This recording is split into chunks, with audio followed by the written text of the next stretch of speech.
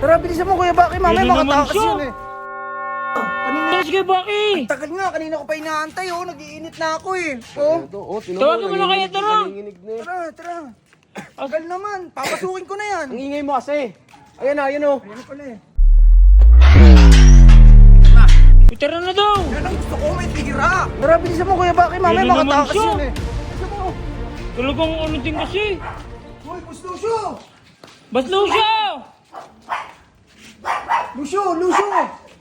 Boss! Nagtatago yun. Kasi may kasalanan eh.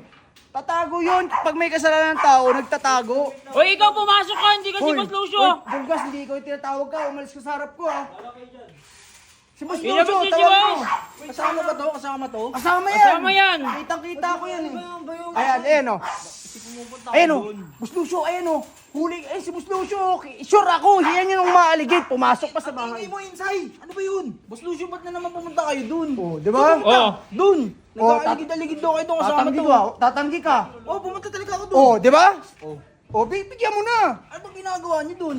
Wala, kukunin ko yung motor. O, ba't kukunin na naman yung motor? Hindi ba ba yung nakausap ng nanay ninyo? Ni tita? Oh, di ba sabi ko, dadaling ko yung motor dun sa bahay ninyo dun. Boss Lucio, kanino ba yung motor? Kanino yung motor?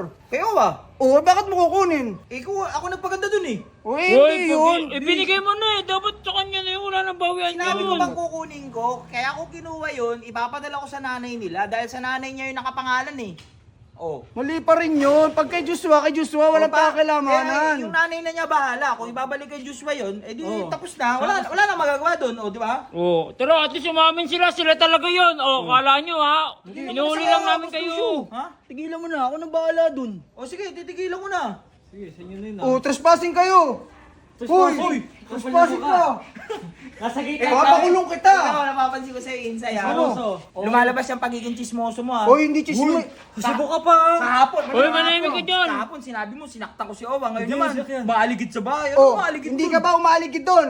Iba yung aligid sa dumaan. Dumaan. Dumaan? Napanood ko yung video mo. Nakita kita. Kasama po ta sa Tukmol. Oh. Nagtagol pa ako. Yung pananalita mo. Kuya Baki, ako, linawin ko lang ang lahat ha. Hindi ako galit na kay Owa. Hindi na ako galit sa'yo.